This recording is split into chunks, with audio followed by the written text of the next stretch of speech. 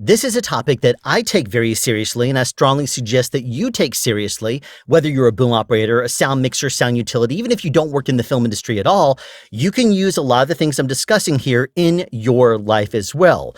The real world, whether you work in a factory or a dangerous job, or you work in something like an office building, you should still be aware of what I'm about to go over. And stick with it, because I pulled together a lot of resources from the outside world in order to put together this presentation. Now, if you've ever watched the show Dirty Jobs, you're familiar with Mike Rowe and how he would go into a new business or a new company of some sort a few times per episode. And one of the things they would do in production is they would go into the company before they were allowed to go out and shoot. They would have to sit down with somebody and go over the safety aspects and the dangers of the job. And based on that, Mike Rowe now has something that he presents as part of like TED Talks and part of his stand-up talks and comedy and things that he discusses on his channel, his YouTube channel.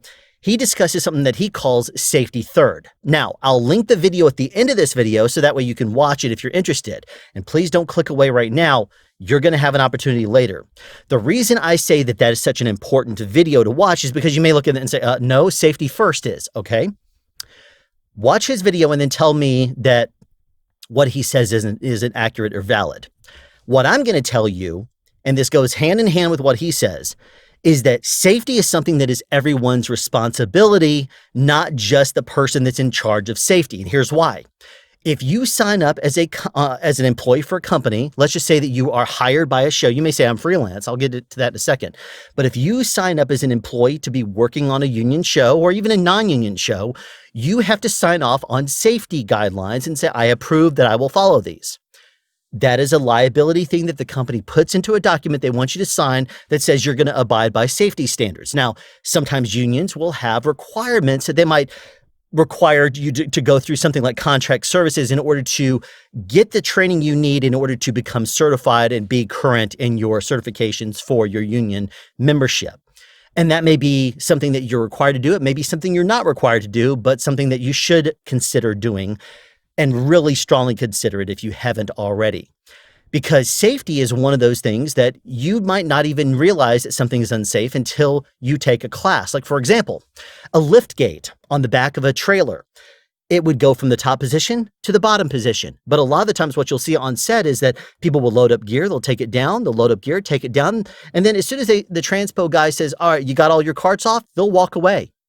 And if the crew members keep having to go in and out of the trailer, what you'll see is they'll take it halfway, they'll angle it, so that way people can walk in from the ground, walk up the gate, and then jump onto the trailer.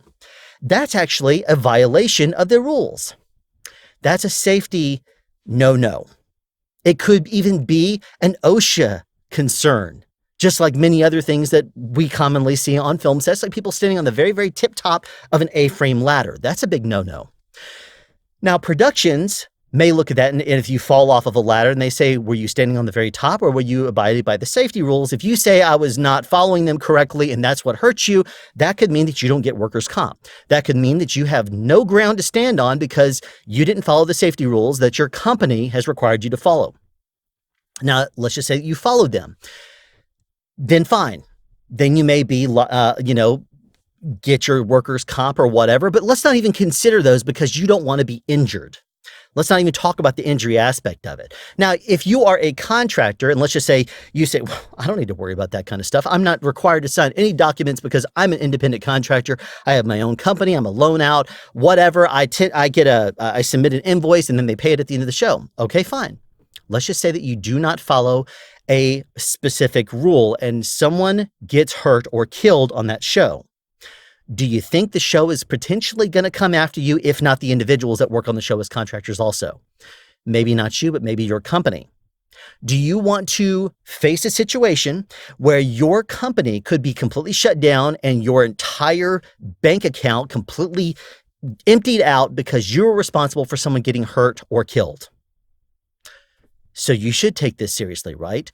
If you are a member of a non-union crew, for example, or a low-budget thing, you agree to do a show, gratis. You're not going to be paid for it. Even those kind of circumstances, people will have a tendency of abusing you. They'll bring you in for long hours, 15, 18 hours, because they say, well, I mean, we're trying to get this thing done because if I only have crew for like 1 or 2 days, I want to make sure I shoot this whole thing. So they're going to push you really hard. But then if you get tired and you fall asleep on your drive home from work and you crash your car, potentially killing yourself, let's just say you don't, you end up in the hospital. Is that the responsibility of the show you volunteered for? No, it's yours because you didn't rest properly before you went home. Now, there's other times I've been on shows before where there's been crew members that have started before their technical work time begins. Like, for example, crew call is 7 a.m. Someone will say, I want to make sure that I get on set and are ready to go 15 minutes ahead of time. So they're going to go ahead and get all their gear together half an hour before time. They start loading up on the truck. And then suddenly something happens. Something gets damaged. Crew member gets hurt. Production's going to say, look, you're not supposed to be working. You're off the clock right now. If you're off the clock, it's on you. I've heard that happening. Now, safety, let's talk about safety when you're actually on a film set.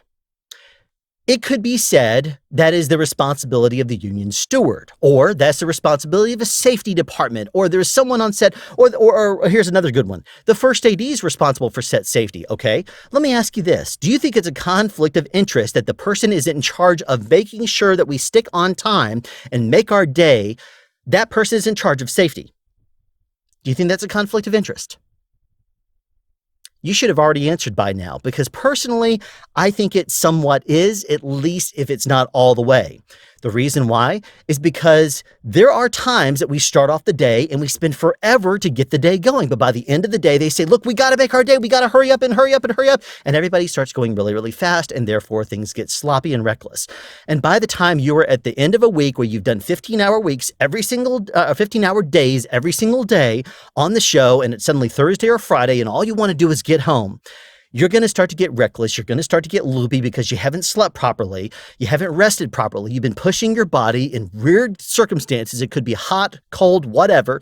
And suddenly you get sloppy and you end up hurting somebody or yourself. Happens all the time. I've been on many shows where it's happened.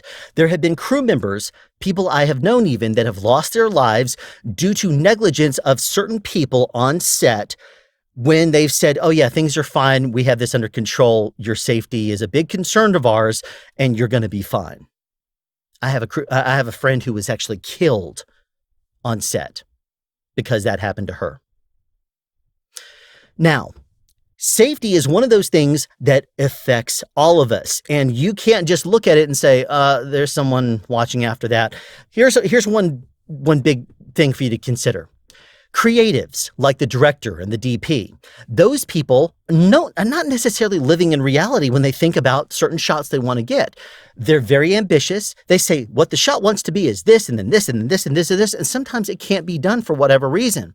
If a key grip, for example, is told to build a 20 by, and it's going to be on a condor, and there's heavy amounts of wind, do you think that key grip is going to let it fly and bounce over the set? He shouldn't if he has any idea of what that could potentially do if it were to fall and damage anything on set. It could hurt the crew. I've heard of, on a show I won't name, they were using a rain machine, and the first AD was like, no, don't worry about relocating it, but the safety person on that that was responsible for the water on that says, if we were to run rain up there for the rainmakers and it comes off the end of that condor, it's going to be too much weight on it. It's going to tip over. It's not safe. First AD did not want to give him the time to move it over 15 feet to properly support it properly. Guess what happened?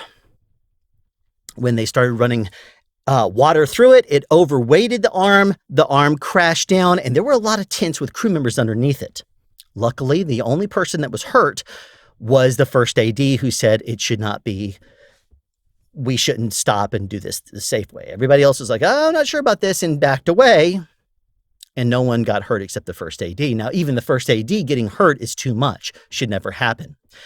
But guess who was thrown under the bus on that? The person that was in charge of safety of that condor, and as I understand it, he doesn't work in that job anymore. Do you want your entire career to be sacrificed because someone else says, we should do this, and then that person doesn't get in trouble? It's your responsibility because you didn't adhere to something correctly. Like, for example, you're a boom operator. You get on a ladder and you don't follow a proper safety guideline. Like, for example, let's say they say you need to get on a ladder if you want to boom this because the angles of the sun and everything are or the lights are too much and you have to be on a ladder. Otherwise, we're going to see you in a reflection or what have you. You put a ladder up and you say, the only way I'm going to get over this light is if on an 8-step ladder is if I stand on the very, very edge of it, or stand up beyond where it's safe, or you straddle it over the top of an A-frame ladder like this, and you straddle it and you sit down on top of it. That's not good.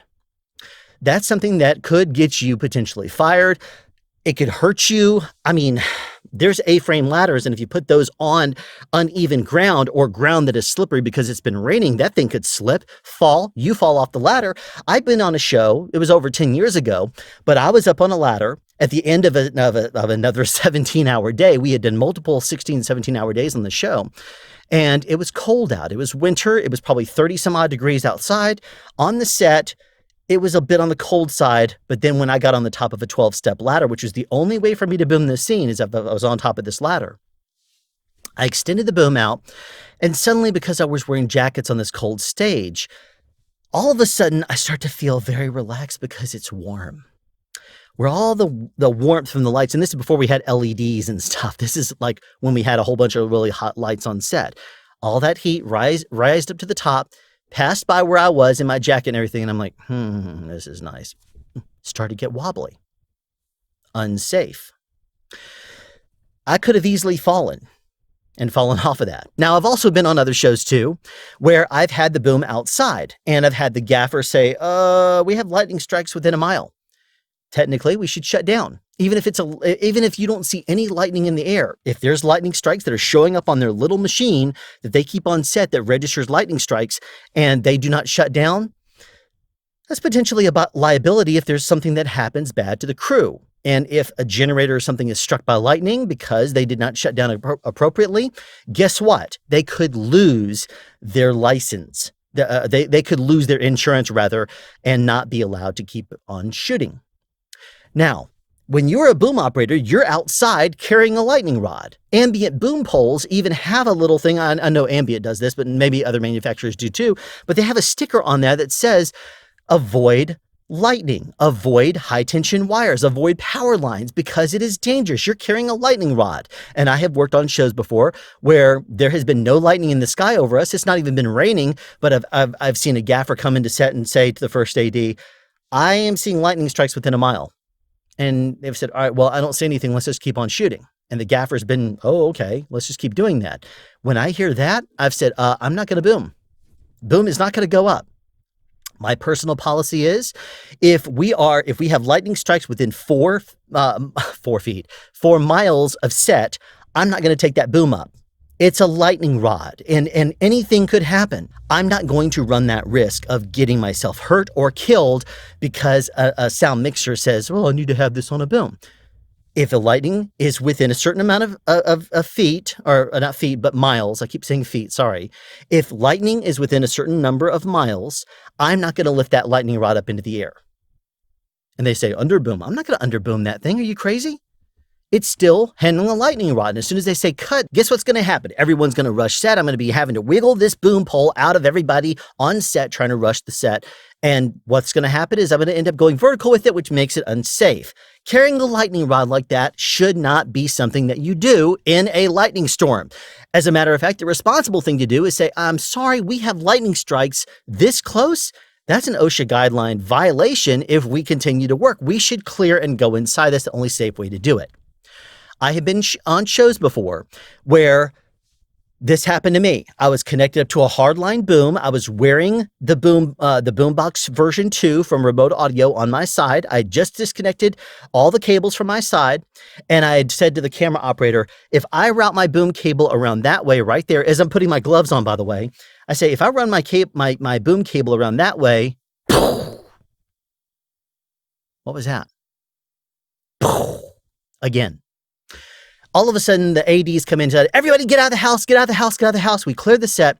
What had happened is the rigging gaffer had run a condor into a Georgia power line, and it was routing power directly up to the building, which shocked every piece of gear that was connected up to it, completely frying out the sound mixer's cart, completely frying out down the video line, everything connected to the Video Village carts, and fried out everything on the DIT cart except, luckily, the hard drives. The cable that was running to me had so much heat running through that the 8-pin duplex cable had some areas where it had heated up so much that some of the cables on the inside had burst and they were sticking out of the cable. When the cable gets so hot that the wires on the inside split and fray and stick out through the insulation of not only the wire itself, but of the outside cable that's harnessing all the inside wires, that's an issue. The sound mixer told me, I think you would have been okay. No, dude, I'm carrying a lightning rod. The fact that cable was coming up and hitting my side would have grounded me to it. And then the lightning rod I'm holding would have also been grounded to it. That's not a good situation to have. I could have been fried or killed. Since then, I kind of have this thing in my mind that unless there's a definite reason for me to be hardlined, it's kind of a deal breaker for me if a sound mixer says you must be hardlined.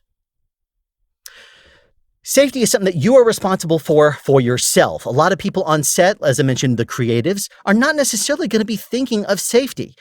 They're going to be thinking of, I have a responsibility and I need to make sure that's done. Therefore, if you have to play the safety card, you have to. I did a feature early last year, and there was a director of photography that was operating the camera going to be backing up a hill, and then as a couple of actors were walking, they were going to be walking out onto a dam. The dam was about 3 feet, maybe 4 feet wide, but it was on a slight downhill like this, leading up to the dam, and then on either side there was a drop. The DP who was operating this was like, all right, so I'm going to walk up here and then I'm going to back up and I'm going to be walking down the dam. And I'm like, no, you're not. Not the way you're talking about it. We got to do this safely. First AD said, does this affect you? And I said, yeah, it affects us all if this is an unsafe thing. That was enough to make them kind of rethink the move. And even though it was not, in my opinion, what should have been done, they made kind of a bunch of crew members that kind of filtered him down there, and then somebody held onto him, and at least they made it more safe. They connected up a rope and things like that. Still not the ideal way, but at least since it didn't affect me, they at least did it in a more safe way. And I would have raised more of a fuss if I would have seen this happen, because there was a lot of bad things that could have happened. Now, I've also been on shows. Like before that, I was on a show, and let's just say that the first episode of the show, we were putting down carpets. I had already gotten approval from the first AD that as soon as we got out of the wide shots, we were going to be putting down carpets. Now, this was a Steadicam shot through a house. Steadicam was backing up really, really fast. And then in the kitchen with a high gloss floor, he spun around and then chased the actor through the house going forward. And because this was a period show, there was a lot of footsteps that we were hearing in the kitchen and throughout the house. And so whenever we were not seeing the floor, I wanted to put down carpets. I had approval. And after doing a few takes of the master, they decided to punch in so that we were going to be tight. And I said, I already had the utility standing by right there with the carpets in hand with the tape. And as soon as they say punching in, going tighter, I look at the first AD, he says, drop them. So I went ahead and I put down the boom and I start quickly throwing down all the carpets along with the sound utility. As soon as they were down, the director's yelling, roll, roll, roll, roll. I want to roll. And I was shaking my head. I'm like, no, we got to tape this down. And he was like, nope, nope, nope, roll. And the first AD says, roll sound. I'm like, no, I'm not going to roll right now because this isn't safe. And they're like, it's got rubber backs on it, right? I'm like, oh, look, you're not going to talk me into this thing. We're going to tape these things down. And the reason why is because I've been on too many shows where people have slipped on those things. And I'm not going to have that be something that potentially hurts an actor that's hastily running through in slippery shoes, a Steadicam operator that's backing up, that he could easily clip his foot on that, fall back and hit his head on something, or have the Steadicam 60-pound camera and everything fall onto him. You think I'm going to run that risk? Because if something happens, it's not just going to be on the show. It's going to be on me personally. And even if they don't point a finger and say you're responsible and terminate me, which they could do, it's going to be one of those things I'm not going to live properly with it. I'm going to think I was responsible. I knew what I should have been doing and I didn't do it. Therefore, I'm going to take personal responsibility for that. So I said, no, I'm not going to go. I said, we have 2 people right here. And in the meantime, I'm taping. In the meantime, I'm like, look, we're taping this down. We have 2 people taping this down here. It's going to be done in less than 30 seconds. I don't care. Roll. I'm like, and at this point, I was like, no, we're going to make this safe. At that point, I was like, look, we're not going to roll until I make this safe. We made it safe. I grabbed my boom and I said, now we're ready to roll. As soon as I played that safety card and said, we're going to make this safe for the crew, that message got through. Now, that was episode 1. In the season finale of that show, there was another circumstance where the director decided he was going to do something unsafe. We were doing a scene where the camera, somebody walks in a door, guy walks in, talks to his wife, he grabs something, she comes charging back at him, and the door is open this entire time. He walks through the door, she gets mad, slams the camera, and basically the door closes right in front of the camera lens. But because it was a period show taking place in the early 70s, when that period door slammed, the glass pane slid out and fell down, and there was a piece of glass that was actually cut across the top. Little bitty piece of that triangle was then held in simply by the door jamb. And when we stopped and looked at that, we're like, wait a second, that's not good. That's not good. And the first AD came by, glanced at it and said, all right, we'll just take that piece out. Take that glass piece out. Took out the glass piece and like, let's roll again. They were still rolling, by the way. It says, let's go again. Let's go again. And I'm looking at that. And I'm like, no. That glass slammed in front of the camera. Even though it did not hit the camera lens, it got close to it. And that right there could have, since it broke once, it could very easily break again if it slams in front of that operator, and glass could go all over the camera operator, all over the actress on the inside. It can make everything very, very unsafe very quickly. When you see something like that, you need to address it now. So I said, no. We have a situation here we need to address. This door, the glass is broken here. And I glance around and the key grip is looking at it like this. And I said, are you okay with this? And he says, not really. And he actually was going to stand by and let it go because the first AD was like, let's go ahead, close the door, let's go again. And at that point, I was like, nope. And I stepped right in that door and I was not about to let it happen. I stepped in the door frame, put my foot, on the floor, and I said, no, we should stop and address the safety concern. At that point, the director comes flying in. Who stopped this thing? Because the first AD yelled cut. And the director came in and said, all right, who said that we needed to stop? And I said, look at that glass right there. I said, that glass closes. It could hurt your actress. It could hurt the camera operator. It could hurt me. That's not going to happen here. We have to address this. And he says, oh, I didn't realize the glass broke. For whatever reason he didn't hear on set. Okay, fine. He was going to continue to, let's go.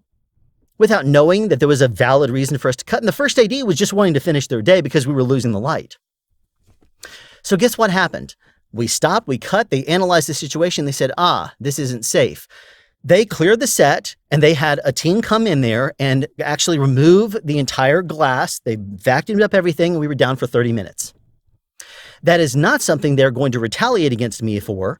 So don't worry about losing your job because you play the safety card if it's a valid concern. And here's why. If you say we have a safety issue here and the show loses and they say, they say, I don't care, let's go. If you pointed out that there's a safety concern, they could very easily lose their insurance. They could easily be liable if a crew member gets hurt because they have a liability. As a matter of fact, that's one of the big things that I have learned that you tell people if you want to play the safety card. There's 2 things you say. Number 1 is we have a liability here. Don't say I have a liability here. Say we have a liability here, which puts it on everybody there. And if you say there's a liability and you're talking to everyone on set, including the ADs, and say we have a liability here. Liability is a term that would set in their mind as, oh, okay, there's a risk here involved. That could be some sort of an insurance thing. Okay, let's address that. And the other thing is that you should say, the second thing is, there's a safety thing that we need to address because it is unsafe for the crew. If you don't make it say, I don't feel safe here. If you say you don't feel safe, they'll say, okay, you can leave. If you say the crew, this is not safe for the crew, then it has to be addressed for all the crew. You're being the voice of them. Now, If there is a valid safety concern, they cannot retaliate against you, because if something happens and they say, we have a concern here that you brought up a safety concern that wasn't a safety concern. Oh, really? So you don't think glass was a safety concern? Broken glass that had already broken once and luckily didn't hit an operator or your actor wasn't a concern, but going again a second time, you think that we need to actually let a safety violation happen before we address it? So you're going to throw me under the bus. Then very easily, if they were to try that thing with me following the rules and playing the safety card, if nothing happened, fine. They wouldn't come after me if they didn't listen and if I didn't step into that door. But if glass would have fallen on that actor, the show could have been shut down. Now, there's been shows that I've been on where they have a fall guy, where they say, this person, who can we blame? Who can we blame for this? And that happens. That's one of the reasons why right now, at the time of this video, it's in fall to 2020, and COVID-19 is very, very strong. There are people that are hired to be the fall people and responsible for certain things for the sake of the show if there is a safety violation or concern. Like, for example, in the world of COVID-19, we have what's referred to as COVID compliance safety officers on set, or COVID compliance officers that they will put on the set. Those are the fall guys if something were to happen. Sure, they have a responsibility and they're going to take them seriously. But if the big company, the parent company, hires someone to be responsible for it and there's an outbreak on set or something happens, they could very easily say, well, you didn't do your job well, you're fired. Because they could say, the crew, we trusted you to adhere to safety standards or whatever, and they could very easily make that person a fall person. The show will do certain things. They'll spend money. Like the show I'm on right now, they have gone all out. We have testing multiple times a week. They are requiring masks. Safety concerns are very, very valid. We have to wear masks. There are certain times that we have to wear other kinds of PPE, gloves, face shields, gowns, disposable gowns. There are certain circumstances that you will be required to wear those things if they deem it necessary. And there are certain guidelines we're supposed to and expected to follow in order to properly do our jobs. Many shows also make you sign off on a document, especially non-union shows, that will make you sign off on a document that says that if you get the crew infected, it's your responsibility. If you are not union, be aware that could happen. If they make you sign any kind of a document that says that if you make the crew sick, you're responsible, oh man, that could be bad for you. Look over all the documents that you are signing, especially if it's a non-union show, and verify that you are not signing away your rights. If you get sick and you're suddenly supposed to be responsible for the crew and an incubation period that could be from anywhere 3 days up to 2 weeks, anyone that gets sick in that time is your responsibility. You want to be the fall guy for that? No, you're not signing that document. You don't care what they say. Now, there's people that love to point their finger. This person's responsible. This person's responsible. This person's responsible. Me, I'm not about to be that. I'm not about to let anyone else on the set do something unsafe because they say, well, I don't want to be held responsible. I don't want to be the person put on the PR as delaying everything. Would you rather be that or hurt or dead? The safety card is one that you play if there is a legit safety concern. If there is something that is going to prevent a crew member from doing a job safely. It is not something you just say, this is a safety concern because someone is walking too fast on the set, or we shouldn't run. That's a safety concern. Hold on a second. We need to have a meeting. That's different. Don't go crazy with it, because if you start doing that, it's going to be the boy that cried wolf. Every time you cry safety, they're going to turn around and look the other way. If there's a legit safety concern, you need to address it. If you wonder what is a legit safety concern, look at the safety document. If there is something that is not being abided by there, it should be something addressed. A show recently that I was on did not follow the safety guidelines with regards to keeping fire lanes clear.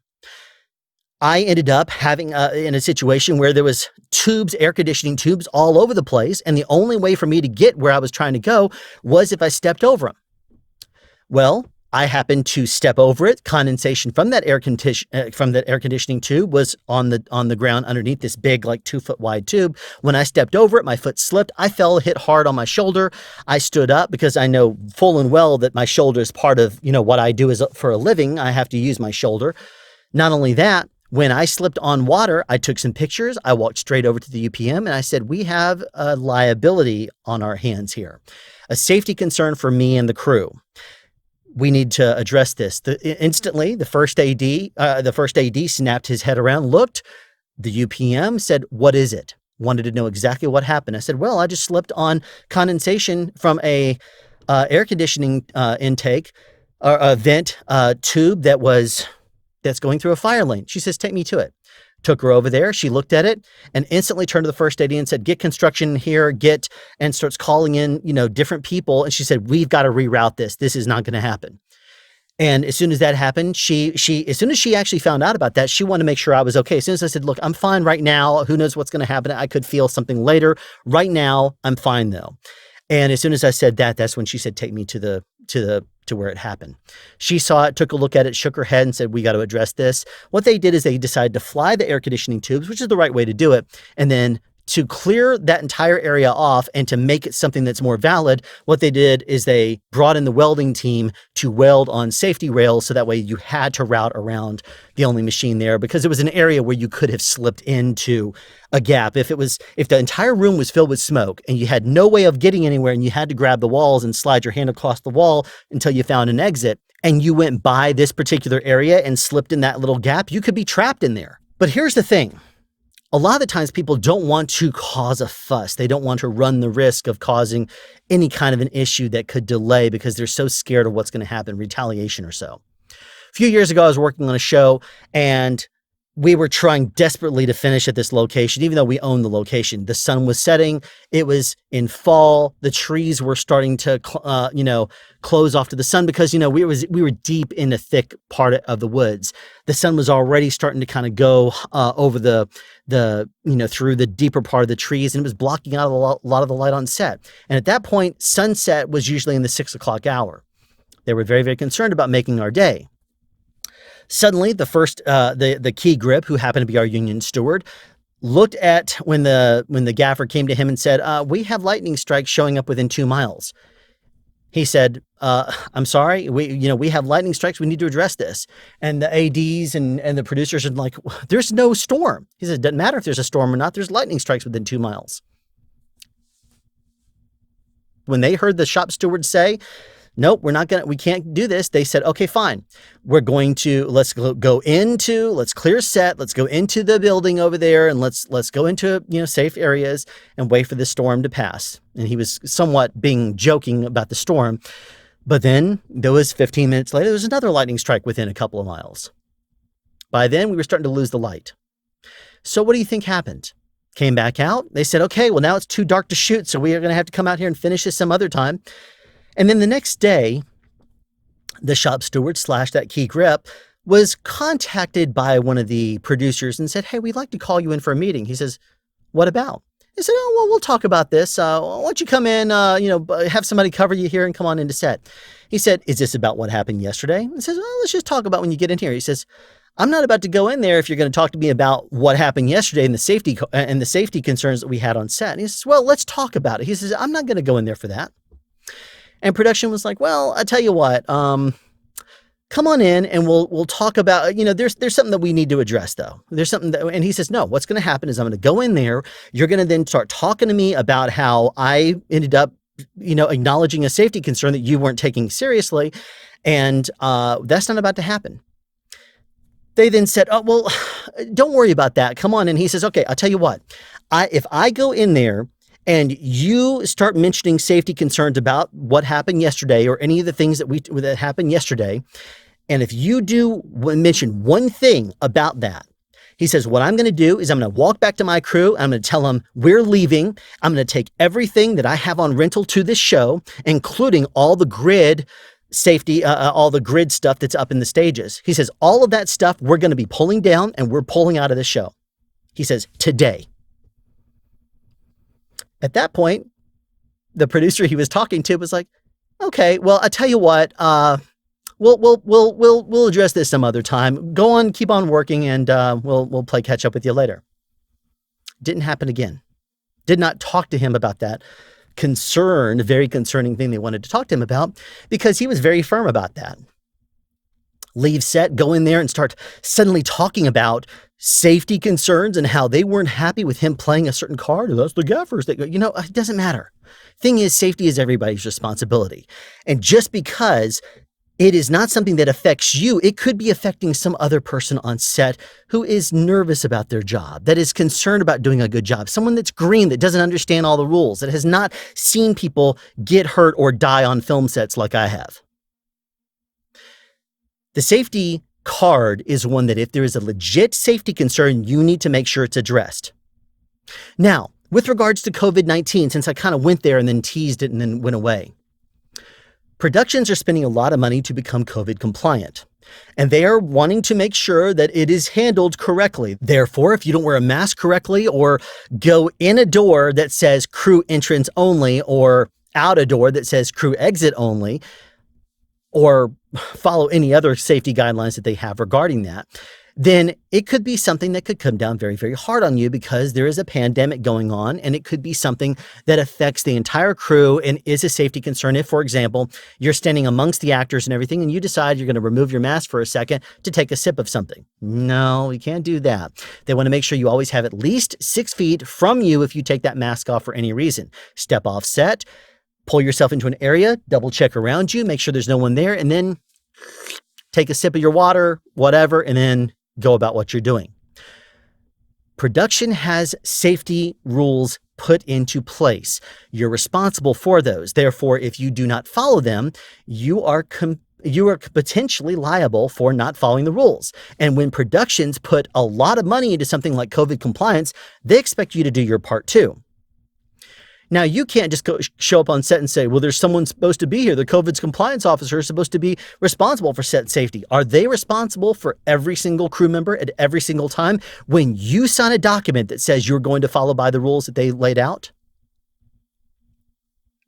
On set, if they send you into a room and that room is, let's say, a 12 by 12, actors are in the middle of the room, there's one camera on one side of the room, and then they suddenly say, oh, there's more room. We can cram more cameras in here. That's putting everybody within 6 feet. Supposed to have social distance guidelines?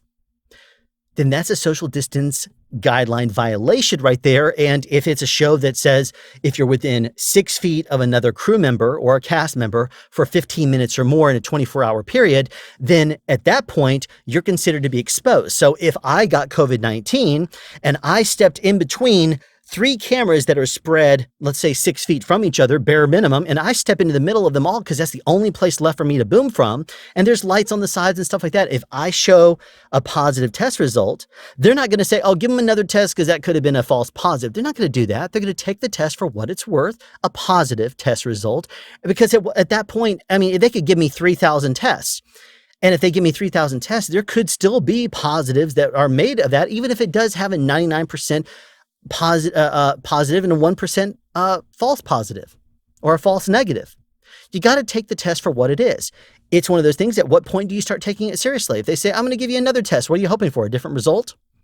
Because you're not happy with the 88% rapid test results that Abbott put out there and said, well, if you take into consideration properly done test, the properly spun way that we're going to be doing the test results and stuff, and everything was done exactly right, there's an 88% accuracy. So human error, perhaps they don't get a proper sample, it's not taken correctly, something like that. That's perhaps supposedly going to give you a false positive or a false negative result, and you're removed from the show. You can't just suddenly say, I don't think the test was done right. Let's do it again. Let's do a PCR test instead. And they say, okay, well, we're going to trust this result. No, they're not going to do that. They're going to go ahead and take a positive test result that came off of your sample and your swabbing. Even if you look at that and say, look, the PCR test that was actually done the same day as the rapid test came back negative. So aren't I negative? Because the rapid test, which has only 88% accuracy, showed a positive, but the PCR test with the 99.8% accuracy showed a negative. They're going to say, no, you tested positive, you need to be removed. But then here's the thing. If you're considered exposed for being within 6 feet of someone for 15 minutes or more, and you're the boom operator that steps right in the middle of all those cameras, each camera person, by the way, is in a pod that person, the camera operator, the dolly grip for that camera, the first AC and the second AC for that camera, a 4-person pod, you step in the middle of all that and you expose the camera operators and everyone in their pod goes down. You as a boom operator have just taken down the entire camera team. That is not something you want to be responsible for, even though you could say, well, I just was doing my job. I was just, that doesn't cut it. As a boom operator, when I'm on set, what I always do is I'll be there for the rehearsals, but then I step back off and I say, look, I need to have room there. And they'll say, well, we'll make sure that you have room. Okay, when I step on set, I say, I need to have room. I've had camera operators say, you weren't here as part of the rehearsal. You're right. Because when we have 3 camera operators on set and we have a complex scene that's going to require us to do a lot of stuff in a 10 by 10 room, and I'm watching from the monitors because you basically aren't really doing anything in particular I need to watch movement-wise because there's no real movement, you're mainly on sticks or stationary, then why do I need to be part of a rehearsal on set with second team when they're not moving? I'm going to watch it from the monitors where I can watch safely and compliantly safe, and then I'm going to step on set and they're going to suddenly say, well, you weren't here during the rehearsal. I'm not going to answer your questions. Really? Because I didn't want to be part of this whole cluster of within 6 feet for 15 minutes. I don't want to run the risk of making things unsafe for you. I'm watching from the monitors instead. You're not going to give me some information? That's fine. If I end up stepping in the way of your dolly, or if I step in the way or drop a boom into your shot, it's on you then for not telling me information then when I'm trying to keep everybody safe here. I will be vocal. And I will be kind about it, but I will be direct. There's a difference between being rude and saying, look, you need to tell me this or else. It's not that way. I'll just say, look, I'm trying to get some information. If you don't want to tell me, if my boom gets in your shot, if I accidentally step in your way, I'm sorry about that in advance. That's the kind of way I'll handle that.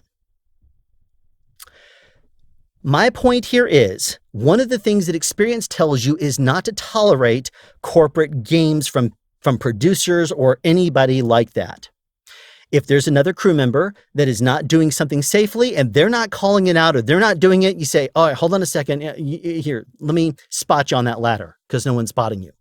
Or you say, do this safely, brother. Let's get a taller ladder or something like that. And if they say, look, it'll be done here in a split second here, I would hate to see something happen to you because there's a lot of fast people moving in here. I would hate to see the ladder get hit and you fall or something fall because you take a light off of it. I'd hate to see something happen to you, man. I care too much about you. I've played it many different ways. What do you call a ladder you have to stand on the top rung of? The wrong ladder. At that point, you need to bring in a taller ladder. And if there's no such thing as a taller ladder because you're already at the top of a 12-step, you definitely don't need to stand on top of the thing because you're already going to be twice as high off the ground than that person is tall. Safety is one of those things that you need to take very, very seriously. I'm going to keep on saying it here, and I know this video is long, and there's a reason for that. It is that serious and something that people do not take serious on a routine basis. Now, even if you are not the shop steward, you are still, as a boom operator, or even if you're not, responsible for your set safety and everyone else's around you because you have a brain. You have the ability to look at your safety guidelines, the ones you've signed off on, and follow them. And if they are not following them correctly, you say those two things. We have a liability here. Or you can look first straight at the producer or first AD or director and say, you have a liability here. Number 2, this is unsafe for me and the crew. Or this is unsafe for the crew. We need to address this. If you do those two things right there, if there's a safety concern on there, you are playing the safety card and it needs to be addressed. But definitely know what is considered to be a safety card thing when you play it, or if it's just there's no actual law against that. There's no rule against that. It may seem a little reckless or something like that, but it's just running backwards through a field, and there may be little bitty, mold holes or snake holes or something like that. Well, just walk it first and make sure that you're not going to step into a hole and twist your ankle. That's a show for you right there. You may say, camera operator, do you feel safe running backwards with a Steadicam, doing this? Well, let's do a walkthrough. Okay, let's walk through this. And if there's any concerns, address them. That's good. That's appropriate. And if there's anything you definitely need to address, like you're walking by the side of a cliff, definitely address that. Say, we shouldn't do this. It's something that's very, very seriously, and no one else is responsible for safety more so than you. Have a question you'd like answered or want to add something? Be sure to write it in the comment section down below. You can also make a suggestion for future topics of discussion. Again, comment section down below, or you can email me at soundspeeds@yahoo.com. Be sure to subscribe and turn on notifications so you won't miss out on future sound advice.